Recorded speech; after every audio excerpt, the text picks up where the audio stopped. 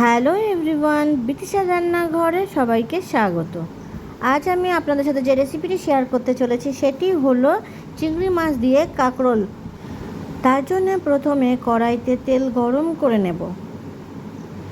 এরপর কড়াইতে দিয়ে দেব লবণ, হলুদ। এরপর দিয়ে দেব চিংড়ি মাছগুলোকে ভালোভাবে ভাজা করে নেব।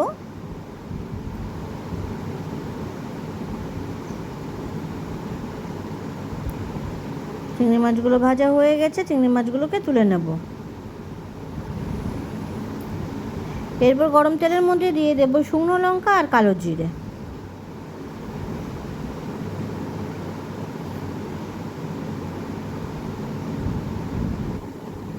দিয়ে দেব কুচি করে রাখা কাঁকরোল আর আলু।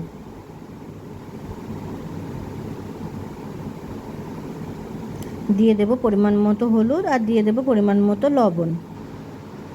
লবণ হলুদটা আলু আর কাঁকরোলের সাথে ভালোভাবে মিশিয়ে নেব।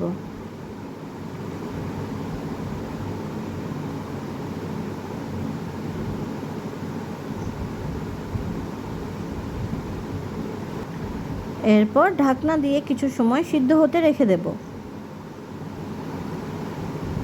অনেকটা নরম হয়ে এসেছে।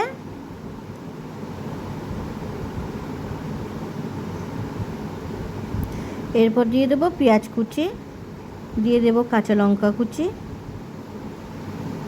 আদা রসুন, আর দিয়ে দেব টমেটো কুচি। ভালোভাবে মিশিয়ে নেব আর কষবো।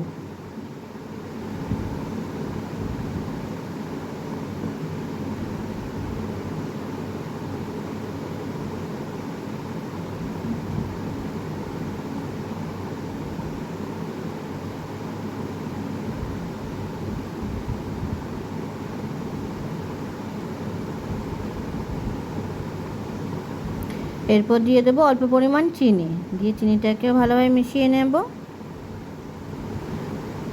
মাঝে মাঝে একটু নাড়াচাড়া করতে থাকবো যাতে তলা লেগে না যায়। এরপর দিয়ে দেব পরিমাণ মতো জল দিয়ে ভালোভাবে মিশিয়ে নেব। ঢাকনা দিয়ে আরও কিছু সময়ের জন্য সিদ্ধ হতে রেখে দেব।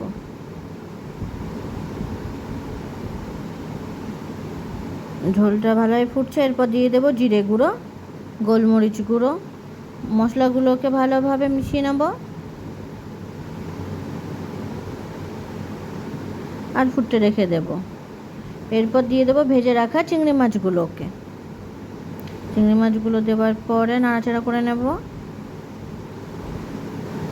আরও কিছু সময় ঢাকনা দিয়ে ফুটতে রেখে দেব। ঝোলটা ভালোভাবে ফুটে উঠেছে, ঝোলটা অনেকটা শুকিয়ে এসেছে।